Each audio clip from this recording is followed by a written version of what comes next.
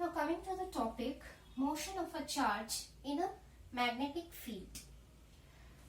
So this magnetic field, suppose if the field direction is towards the board, inside the board, if the field direction is going into the board, then we denote by an into sign which shows that this is the field direction.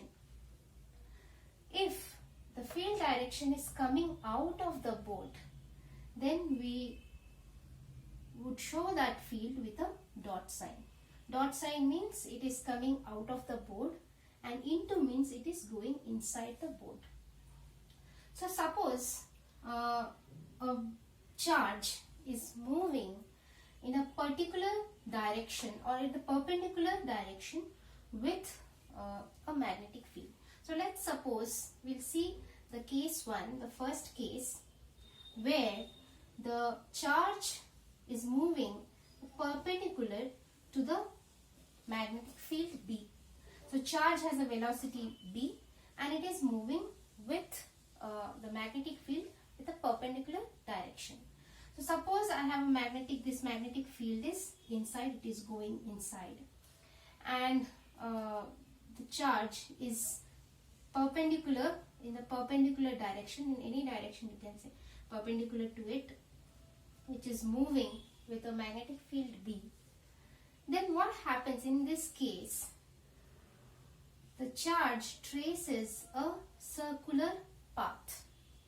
It means the magnetic field or the force that a magnetic field gives to the charge, that is acting as the necessary centripetal force which is making the charge to move. Suppose the charge has this charge is of Q amount and it has a mass M. Then we can say that this charge, when it is moving through a magnetic field, you can denote the magnetic field direction with this into sign. Then it is, suppose this is the field direction and the force will be perpendicular to field, and suppose this is the velocity direction, this is the velocity of the charge which is perpendicular to the magnetic field, and this is the force direction. So this force is a centripetal force, as we know, and this centripetal force is acting to make the charge to move it as a circular path. So we can see that if such case happens where the magnetic field and the velocity is perpendicular to each other, therefore the force also is mutually perpendicular to both, and if this force is pointing towards the center which is perpendicular to both, then this charge will trace out a circular path.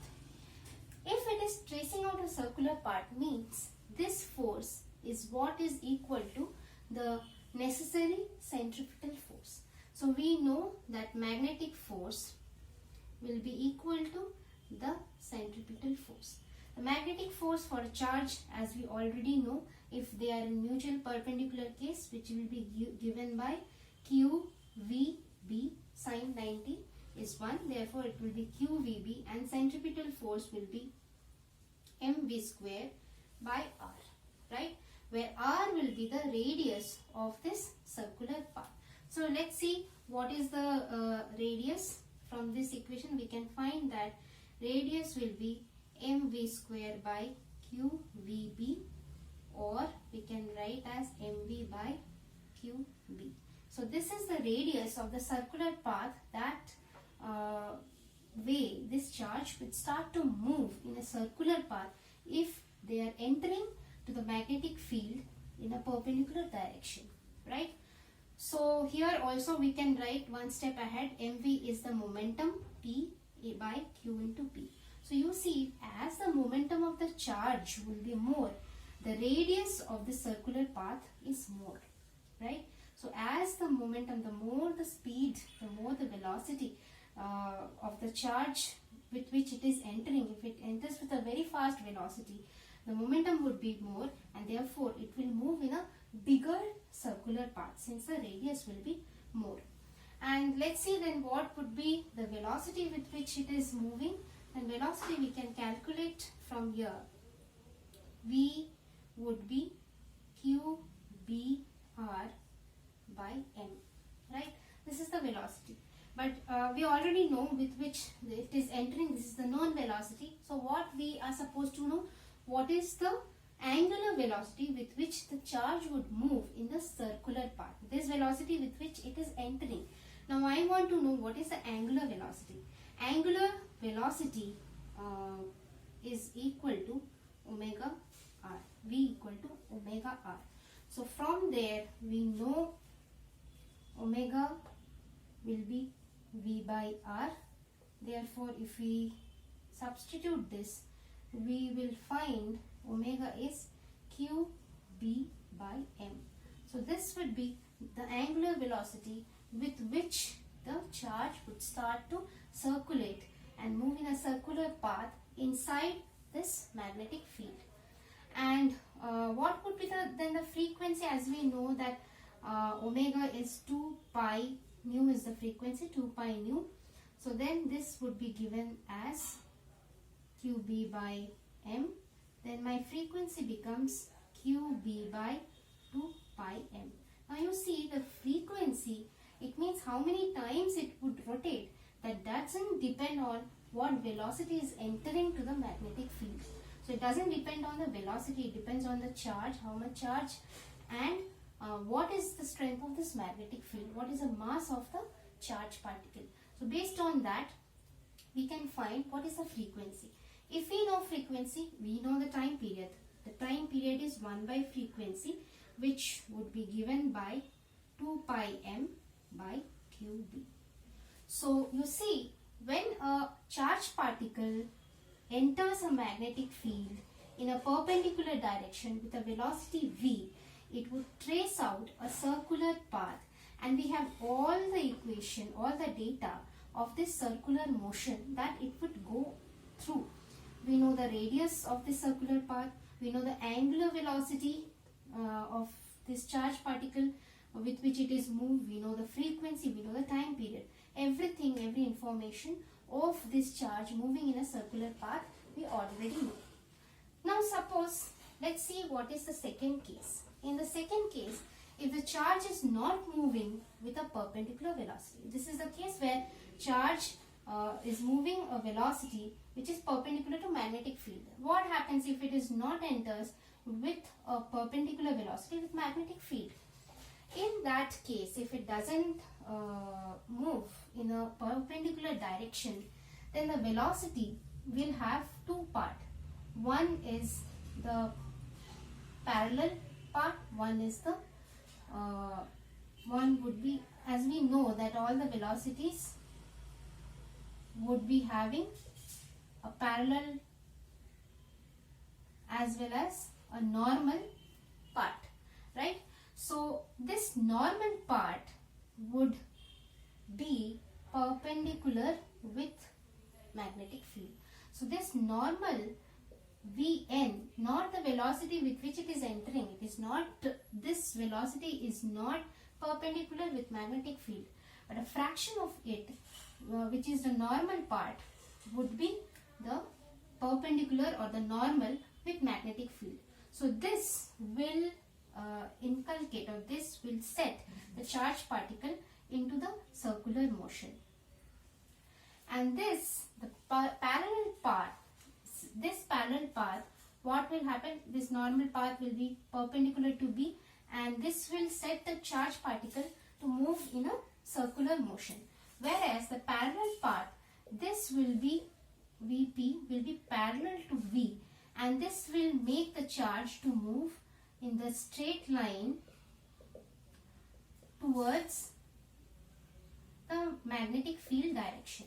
So this part of the velocity will push the charge towards the magnetic field, whereas this part, the normal part, will push the charge to go through a circular motion. Therefore, what would be the path that the charge will move? it will make a circular motion, and then due to Vp it will start to move towards the direction of B. Suppose if this is the direction of B, then it will make a circle and then it will slowly start moving towards the magnetic field direction. So there is a circular motion as well as there is a straight line motion towards the magnetic field, and this type of structure, this type of path, we call it as helix or helical path, or you can write it as helical path with which this will move. The distance between two consecutive circular motion or between two circular motion, this distance we call it as pitch of the helix, or distance between two circular paths. This pitch also can be calculated, because this pitch is not due to the normal component of the velocity, it is due to the parallel component of the velocity. Then this pitch will be P equal to Vp times the t, right? So time period will be same as we have calculated due to the circular motion, and Vp is the parallel component of V. So we can calculate the pitch from here. We just substitute, then this will be Vp into 2 pi m by qb. So this is the pitch with which this helical path the charge will trace. So we see that in both cases, if the charge first enters to the field with a velocity v, which is totally perpendicular with magnetic field, it will just go around in this circular path. We would also can calculate the radius of the circular path, the angular velocity, the time period, the frequency, everything can be calculated if it enters in a normal or the perpendicular with the magnetic field. If it doesn't enter to the magnetic field perpendicularly, it will go through a helical path or helical structure, and we can calculate the pitch. And why this kind of thing is happening? Because there are two components of the velocity. The parallel component pushes it parallelly with the magnetic field towards the direction in a straight line motion, whereas the normal component, being the perpendicular direction with magnetic field, pushes the charge to move in a circular motion. And therefore the combination of these two, we see that there is a helical movement of the charge occurring. And now one thing in this case, what happens is, since in this case when the charge is moving perpendicular to the magnetic field, there is no work done. Why? Because as we know, they are moving in perpendicular direction, then the angle between them is 90 degree, and we know work done is force into dot ds, or force into the distance that you can say, and force into any distance into cos theta, and we know theta is actually 90 degree. Therefore the work done, cos theta, cos 90 is 0, therefore the work done is 0, and therefore there would be no work done by this magnetic force here on the charge. It is only, it's going to go on, and therefore we see the two options by which we can see the charges are moving in the magnetic field.